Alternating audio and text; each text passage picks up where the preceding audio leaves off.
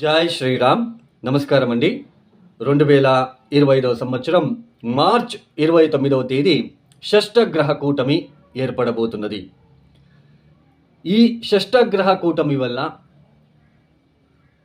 మనకి సమాజానికి ఎలా ఉండబోతున్నది, మరియు ద్వాదశ రాశుల వాళ్ళకి ఎలా ఉంటుంది అని ఒక తెలుసుకునే ప్రయత్నం చేద్దాం. ఇక్కడ చాలా వరకు చూస్తున్నాం, చాలామంది అంటే కొంతమంది కామెంట్స్ చేస్తూ ఉంటారు, ఒకరు ఒకలాగా చెప్తూ వస్తున్నారు. అంటే ఒక జ్యోతిష్కుడేమో బాగుందంటాడు, ఒక జ్యోతిష్కుడేమో బాగాలేదంటున్నాడు. ఇలాంటి కన్ఫ్యూజన్ ఎక్కువ ఏర్పడబోతున్నది మన ప్రజలకు. ఇక్కడ ఒక చిన్న లాజిక్ అండి. మనకి స్వజాతకం అనేది ఉంటుంది. మనం పుట్టిన టైంకి మనం ఏ లగ్నంలో పుట్టాము, ఏ రాశిలో పుట్టాము, రాశి అంటే ఏంటి, ముఖ్యంగా రాశి ఫలితాలని ఎక్కువ మీరు థింక్ చేస్తూ ఉన్నారు. రాశి ఫలితాలు అంటే, రాశి అంటే ఏంటి తెలుసా? మన మనస్సు. ఇప్పుడు మన మనస్సులో ఏదో ఒకటి అనుకుంటాం. రాత్రి పడుకునేటప్పుడు రేపు సాయంత్రం లోపు నేను ఆఫీస్లో ఇంతవరకు చేయాలి అని మీరు మనసులో వచ్చేస్తుంది. ఓకే, ఉదయాన్నే మీరు ఆఫీస్కి బయలుదేరుతారు. ఆ రోజు ఎప్పుడైతే మీరు రాత్రిపూట అనుకొని ఉంటారో సాయంత్రం లోపల అన్ని పనులు నేను మ్యాక్సిమం చేయాలని, ఆ పనుల్లో మీరు ఎంతవరకు సక్సెస్ అవుతారు అనేది లగ్నం. ఇదే అండి లగ్నం అంటే. రాశి అంటే జస్ట్ మనస్సు లేదు అనుకుంటారు, అది కరెక్ట్గా మీరు కార్యరూపంలో చేయాలి కదా. దాన్ని ఎంతవరకు మీరు సక్సెస్ చేస్తారు అనేది లగ్నం ఇంపార్టెంట్. లగ్నం చూపిస్తుంది. అంటే దశాభుక్తిలో మనకి మంచి దశాభుక్తులు జరుగుతూ ఉంటే మీరు అనుకున్నట్టుగానే, మీ మనసులో వచ్చినట్టుగానే మీరు చేసేస్తారు. చాలామందికి ఆశలు ఉంటాయి, నేను కారు కొనుక్కోవాలి, బస్సు కొనుక్కోవాలి, లేదా ట్రావెల్స్ ఓపెన్ చేయాలి, లేదా ఒక మంచి బిజినెస్ ఓపెన్ చేయాలి, ఇలాంటివి అనుకుంటారు. బట్ దాన్ని చేయాలి కదా, దాన్ని కార్యరూపంలోకి రావాలి కదా. అది అప్పుడు మనం లగ్నాన్ని చూస్తాము.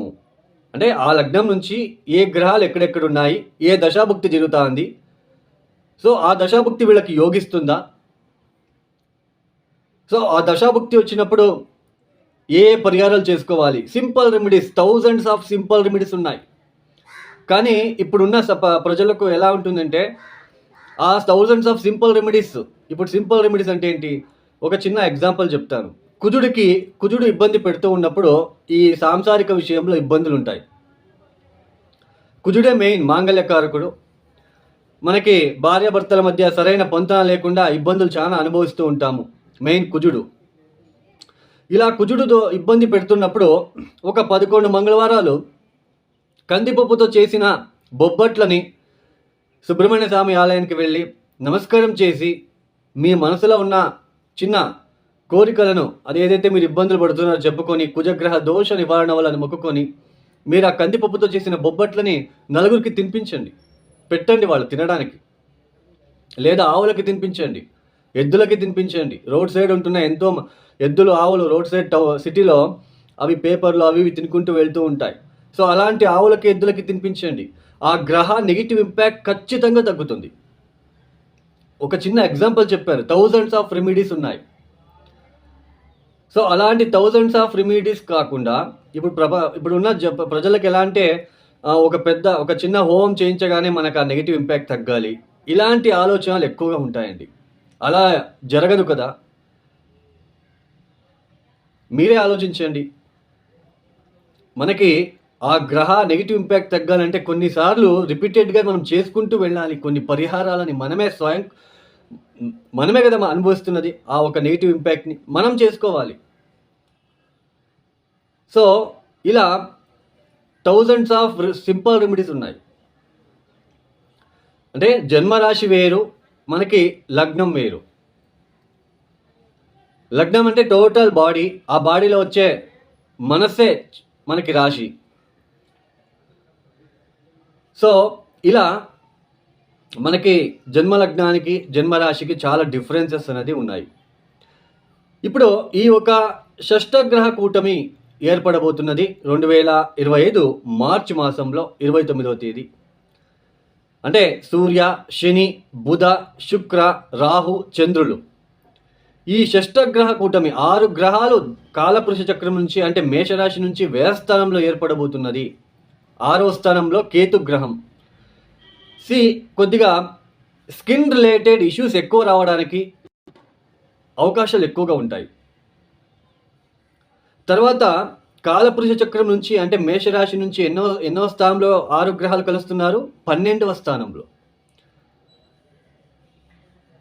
నిద్రాహీనత కనిపిస్తూ ఉంటుంది జనాల్లో, అంటే ప్రజల్లో నిద్రాభంగము, కంటికి సంబంధించిన ఏదైనా ఇన్ఫెక్షన్ లాంటిది క్రియేట్ అవ్వడానికి అవకాశాలు ఉంటాయి. కంటికి సంబంధించిన వ్యాధులు, ఒక వైరస్ లాగా ఏదైనా స్ప్రెడ్ అవ్వడానికి కూడా చిన్న ఛాన్సెస్ ఉంటుంది. అంటే మనకు ఆల్రెడీ వస్తూ ఉంటుంది, కంటికి వస్తే అద్దాలు పెట్టుకుంటాము, అది వైరస్ లాగా ఆ కన్ను ఎవరికైతే కంటికి ఇబ్బందులు ఫేస్ చేస్తూ ఉంటారో ఆ కన్నుని ఇంకొకరు బాగున్న వ్యక్తి చూస్తే వాళ్ళకు కూడా వైరస్ లాంటిది మనకి స్ప్రెడ్ అవుతుంది. అలా కంటికి సంబంధించిన ఇబ్బందులు ఎక్కువ ఫేస్ చేయవలసిన ప్రమేయం కూడా వస్తుంది.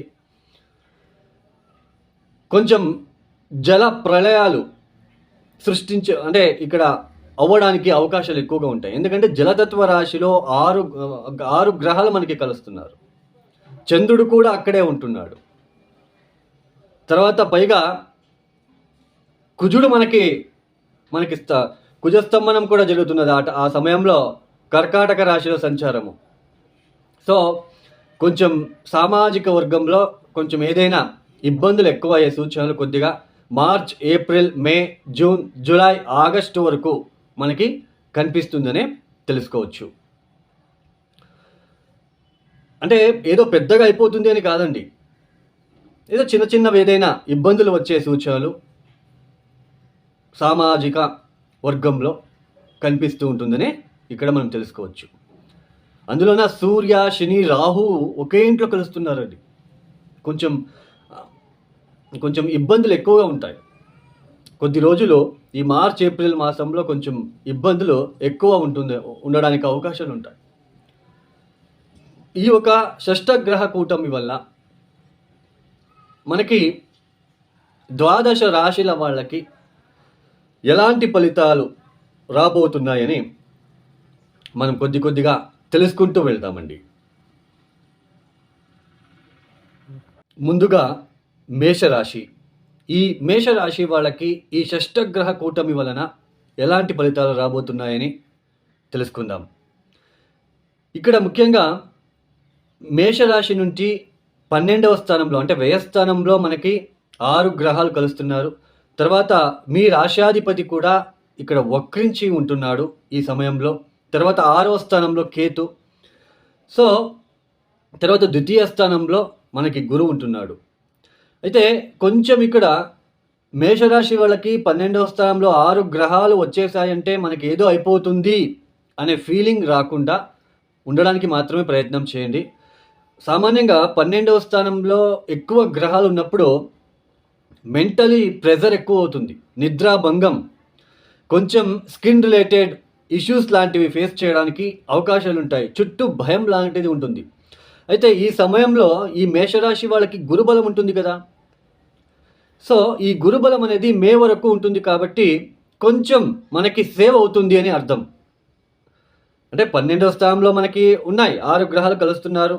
కొంచెం 12వ స్థానంలో గ్రహాలు వచ్చినప్పుడు నిద్రాభంగము, నిద్రాహీనత లాంటివి, లేకుంటే కొంచెం శారీరకంగా కొంచెం ఎనర్జీ లాస్ అవ్వడం లాంటిది, స్కిన్ రిలేటెడ్ ఇష్యూస్ లాంటిది.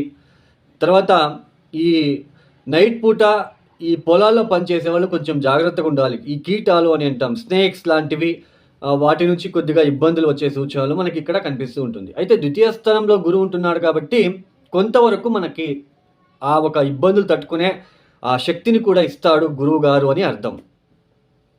సో మొత్తానికైతే ఈ మేషరాశి వాళ్ళకి ఈ 12వ స్థానంలో ఏదైతే మనకి ఈ నెగిటివ్ ఇంపాక్ట్ జరుగుతుందో కొద్దిపాటి ఈ ఆగస్టు వరకు కూడా కొద్దిగా అన్ని విషయాలలో జాగ్రత్తగా ఉండే ప్రయత్నం చేస్తూ రోజు మృత్యుంజయ మంత్రాన్ని, తర్వాత వీలైతే కాలభైరవేశ్వర గాయత్రి మంత్రాన్ని చదువుకోవడానికి మీరు ప్రయత్నాలు చేస్తూ ఉండండి. తర్వాత మీ ఆర్థిక విషయంలో జాగ్రత్త, అంటే డబ్బు విషయంలో జాగ్రత్తగా ఉండే ప్రయత్నం చేయండి. వేళకు భోజనాలు చేసుకోవడం లాంటివి ఇవన్నీ కూడా కొద్దిగా చేసుకోవడానికి మీరు ప్రయత్నాలు చేసుకోండి. మేజర్గా అయితే మనకి ఏదో అయిపోతుంది మేషరాశి వాళ్ళకి అయితే 100% లేదండి, మీరు చింతించకండి. అయితే ఈ కొన్ని నేను చెప్పాను కదా, రాత్రిపూట మీరు పొలాల్లో పనిచేసేవాళ్ళు, నైట్ పూట డ్రైవింగ్ చేసేవాళ్ళు, తర్వాత ఈ ఆల్రెడీ ఏదైనా జబ్బు లాంటివి, ఏదైనా బీపీ షుగర్ లాంటివి ఉన్నవాళ్ళు, సో ఇవన్నీ కూడా ఈ షష్టగ్రహ కూటమి అనగానే అన్ని వీడియోలు చూసుకుంటూ కూర్చోవడము ఇవన్నీ చేసుకోకండి. ఎందుకంటే ఇంకా మీకు భయం పెంచుతుంది. కాబట్టి అంతా అవాయిడ్ చేసి మీరు మహామృత్యుంజయ మంత్రాన్ని చదువుకోండి.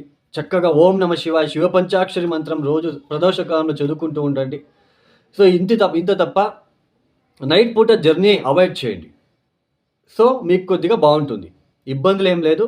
పెద్దగా మేజర్గా ఏదో అయిపోతుంది అనే ఒక ఫీలింగ్ మాత్రం మీ మైండ్లో రానివ్వకండి. ఈ యొక్క వీడియో మీకు నచ్చితే లైక్ చేయండి, షేర్ చేయండి, సబ్స్క్రైబ్ చేసుకోండి. సర్వే జనో సుఖినో భవంతు. ధన్యవాదములు. జై శ్రీరామ్.